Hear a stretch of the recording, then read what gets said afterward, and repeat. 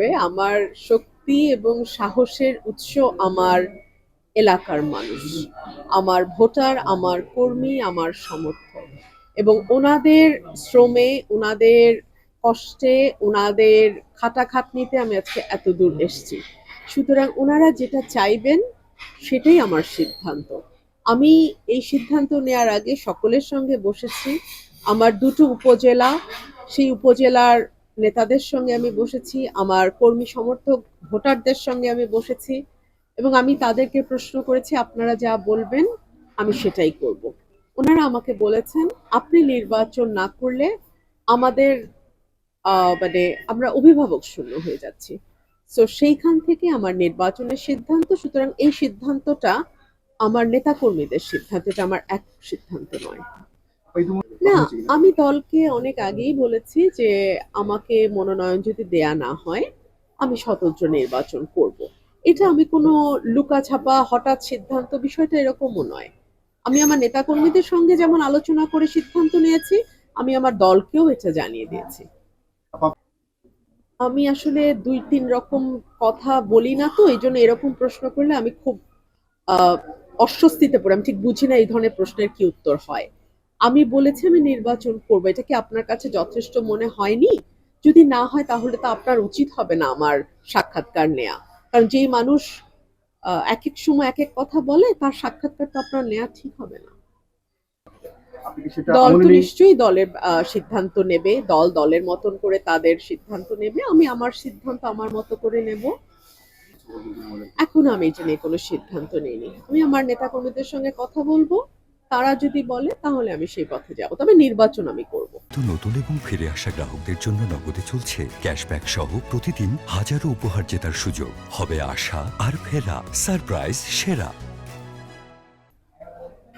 আমরা অধীর আগ্রহে আমরা অপেক্ষা করছি বাংলাদেশের মানুষ দীর্ঘ ১৭ বছর পর বিএনপির ভারপ্রাপ্ত চেয়ারম্যান জনাব তারেক রহমান বাংলাদেশে আসছেন।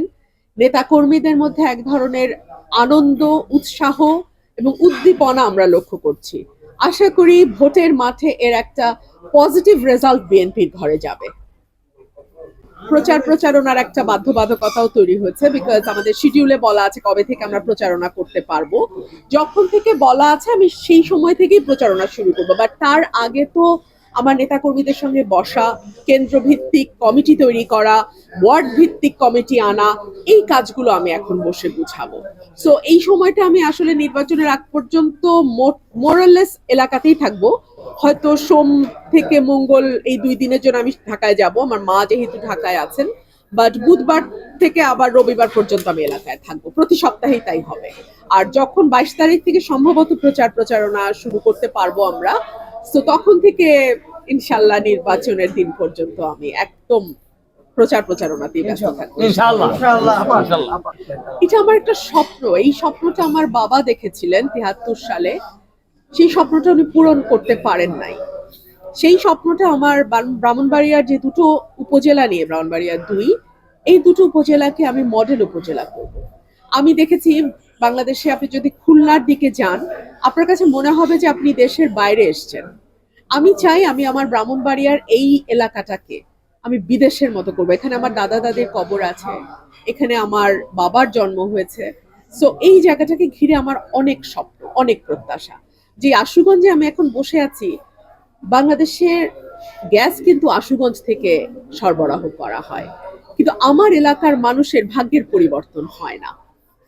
আমি আমার এলাকার মানুষকে ওয়াদা করেছি তাদের ভোটে যদি আল্লাহ আমাকে এলাকার এমপি নির্বাচিত করেন, আমি এই এলাকার স্কুল, কলেজ, মাদ্রাসা অর্থাৎ শিক্ষা ব্যবস্থা এবং চিকিৎসা, সরকারি চিকিৎসা, আমি এই দুটো জায়গায় আমার পূর্ণাঙ্গ মনোযোগটা আমি দেব।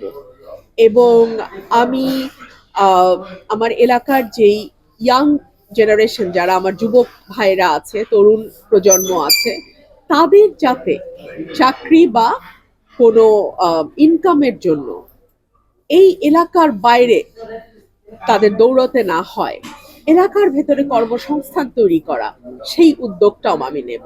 আমাদের এখানে বেশ কিছু ফ্যাক্টরি আছে, আপনারা দেখেছেন। আমাদের এখানে চামড়া শিল্পের একটা ফ্যাক্টরি আছে, আমাদের এখানে অনেকগুলো চাল কল আছে। সো এই জায়গাগুলোকে কাজে লাগিয়ে আরো নতুন ইনভেস্টমেন্ট যাতে এই এলাকায় হয়, ব্যবসায়ীরা যাতে এই এলাকায় বিনিয়োগ করতে আগ্রহী হয়, সেই জন্য কি কি পদক্ষেপ নেওয়া যায় সেই ব্যাপারেও আমি কাজ করবো ইনশাল্লাহ।